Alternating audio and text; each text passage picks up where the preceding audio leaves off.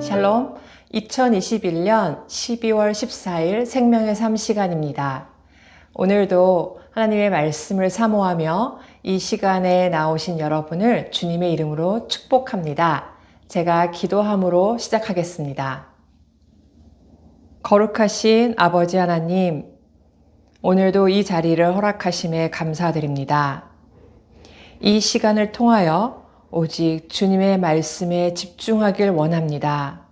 우리의 분주했던 마음을 내려놓고 주님 말씀을 통하여서 또한 주님께서 허락하신 생명의 삶을 저희들이 누리길 간절히 원하오니 이 시간 저희들에게 친히 말씀하여 주시고 가르쳐 주시고 새 힘을 허락하여 주시옵소서. 이 모든 말씀 우리 주 예수 그리스도 이름으로 기도드렸습니다. 아멘. 오늘 살펴볼 말씀은 욥기 34장 1절에서 20절 말씀입니다. 오늘 말씀을 요약해 드리겠습니다. 엘리후는 함께 정의와 선을 가려내자고 합니다. 나는 허물이 없지만 화살로 상처를 입었다는 욥의 말에 엘리후가 욥을 악인과 한패로 봅니다. 그는 의롭고 전능하신 하나님은 악을 행하지 않으시고 각 사람의 행위를 따라 갚으시며 왕이나 고관이라도 지위나 외모로 대하지 않으신다고 합니다. 이 본문 말씀을 읽어보겠습니다. 욥기 34장 1절에서 20절 말씀입니다. 엘리후가 말하여 이르되 지혜 있는 자들아 내 말을 들으며 지식 있는 자들아 내게 귀를 기울이라. 입이 음식물의 맛을 분별함 같이 귀가 말을 분별하나니 우리가 정의를 가려내고 무엇이 선한가 우리끼리 알아보자.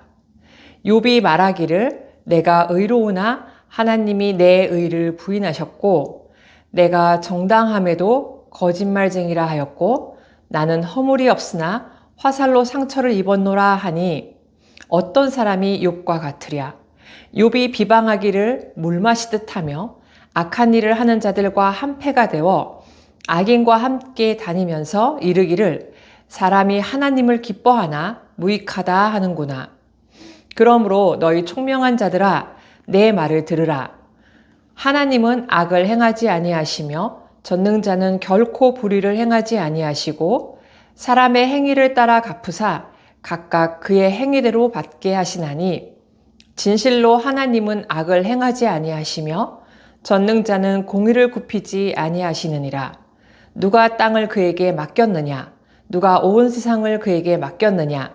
그가 만일 뜻을 정하시고 그의 영과 목숨을 거두실진데 모든 육체가 다 함께 죽으며 사람은 흙으로 돌아가리라.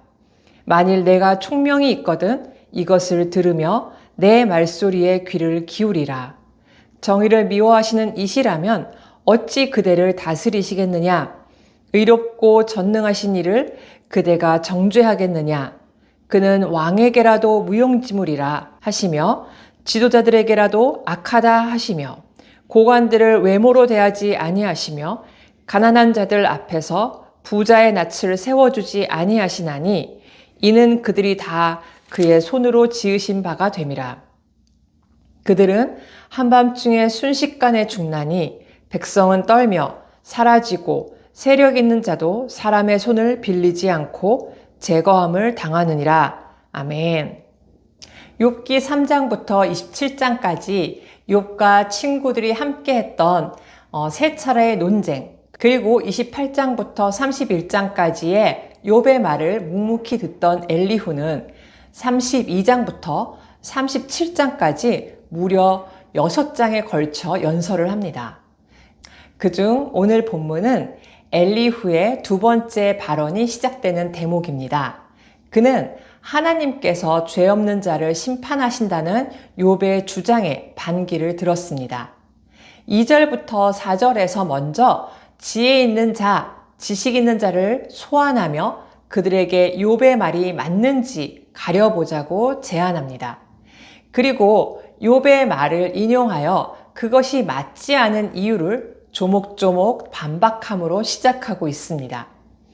하지만 엘리후가 무리한 주장을 펼치고 있다는 것을 우리는 보게 됩니다.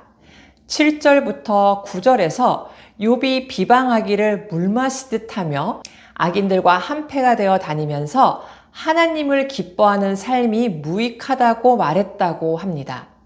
하나님도 인정하셨던 당시 최고의 의인을 엘리후는 철저히 모욕하고 있습니다.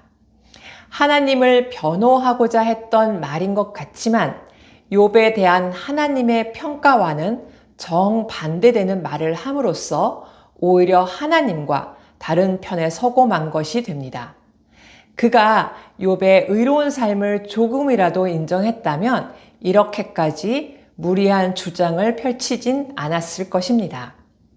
이제 엘리후는 하나님께서는 결코 정의를 굳게 하시는 분이 아니라고 주장하고 이어서 하나님께서 세상을 창조하시고 우리 몸과 영혼의 주관자이심을 말합니다.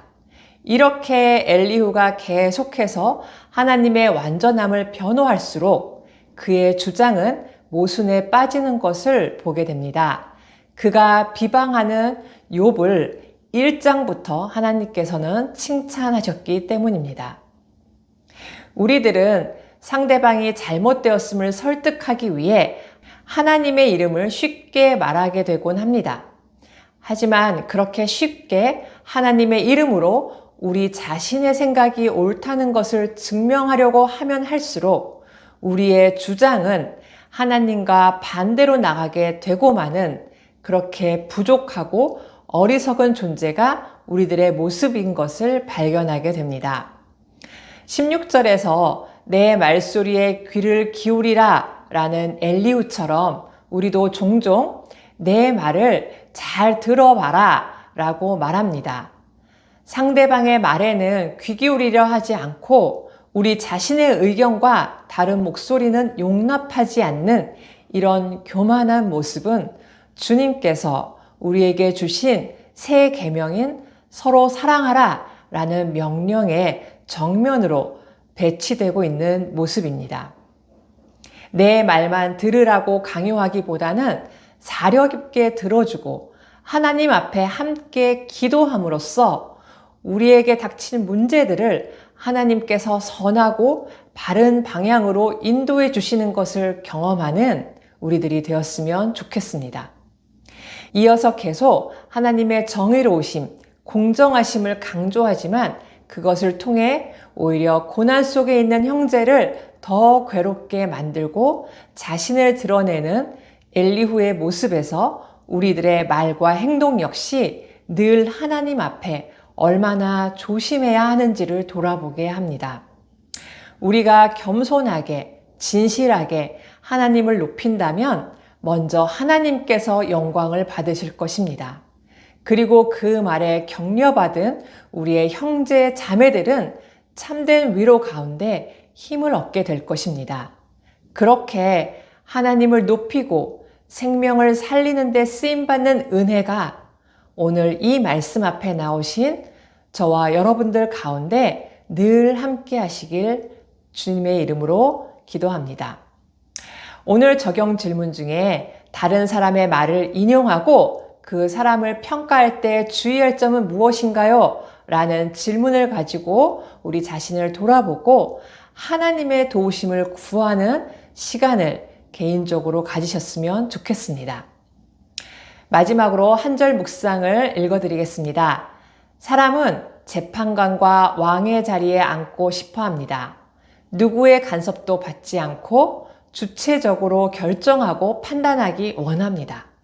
또 실제로 그럴 만한 능력이 있다고 착각하곤 합니다.